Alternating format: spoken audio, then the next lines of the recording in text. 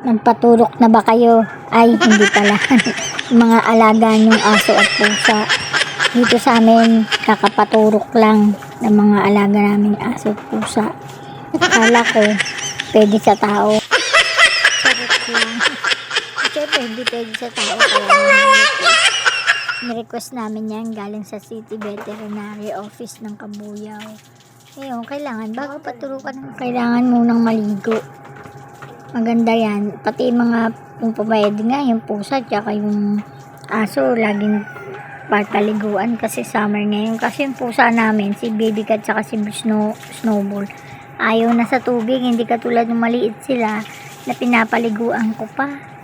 Eh ngayon, hindi na. Si Blippi, yan, kita mo, akala mo tao, nakatayo. First time ko lang magkaroon ng asong nakatayo kung maligo. Napakabihig. Si Lebron dati hindi naman ganyan, kaso namatay na si Lebron siguro sa parbo. Maganda rin talaga yung may vaccine sila. Kaysa katulad ng katwiran ng iba na kapag nakagat ng isang aso, another gastos na naman. Kaya hindi na nila pinapabaksin.